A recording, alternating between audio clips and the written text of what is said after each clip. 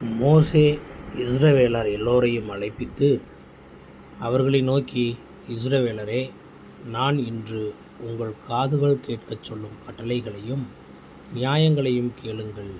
நீங்கள் அவைகளின்படியே செய்யும்படிக்கு அவைகளைக் கற்றுக் கைக்கொள்ளக் கடவீர்கள். நம்முடைய தேவனாகிய கர்த்தர் ஓரேபிலே நம்மோடே உடன்படிக்கை பண்ணினார். அந்த உடன்படிக்கையை கர்த்தர் நம்முடைய பிதாக்களுடன் பண்ணாமல் இந்நாளிலே இங்கே உயிரோடு இருக்கிற நம்மெல்லோரோடும் பண்ணினார். கர்த்தர் மலையிலே அக்கினியின் நடுவிலிருந்து முகமுகமாய் உங்களோடு பேசினார். கர்த்தருடைய வார்த்தையை உங்களுக்கு அறிவிக்கும்படி அக்காலத்திலே நான் கர்த்தருக்கும் உங்களுக்கும் நடுவாக நின்றேன். நீங்கள் அக்கினிக்கு பயந்து மலையில் ஏறாமல் இருந்தீர்கள்.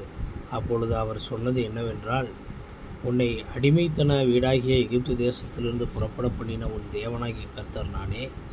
என்னையன்றி உனக்கு வேறே தேவர்கள் உண்டாயிருக்க வேண்டாம். மேலே வானத்திலும் கீழே பூமியிலும் பூமியின் கீழ் தண்ணீரிலும் உண்டாயிருக்கிறவைகளுக்கு ஒப்பான ஒரு சுரூபத்தையாகிலும் யாதொரு விக்கிரகத்தையாகிலும் நீ உனக்கு உண்டாக்க வேண்டாம். நீ அவைகளை நமஸ்கரிக்கவும் சேவிக்கவும் வேண்டாம். உன் தேவனாகி கர்த்தராயிருக்கிற நான் எரிச்சலுள்ள தேவனாயிருந்து என்னை பகைக்கிறவர்களை குறித்து பிதாக்களுடைய அக்கிரமத்தை பிள்ளைகளிடத்தில் 3ஆம் 4ஆம் தலைமுறை மட்டும் விசாரிக்கிறவராயிருக்கிறேன். என்னிடத்தில் அன்பு கூர்ந்து என் கற்பனைகளை கை கொள்ளுகிறவர்களுக்கோ 1000 தலைமுறை மட்டும் இரக்கம் செய்கிறவராயிருக்கிறேன்.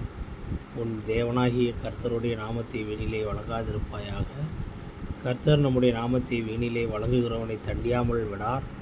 உன் தேவனாகிய கர்த்தர் உனக்கு கட்டளையிட்டபடியே ஓய்வு நாளை பரிசுத்தமாய் ஆசாரிப்பாயாக. 6 நாளும் நீ வேலை செய்து உன் கிரியையை எல்லாம் நடப்பிப்பாயாக. 7ஆம் நாளோ உன் தேவனாகிய கர்த்தர் ஓய்வு நாள்.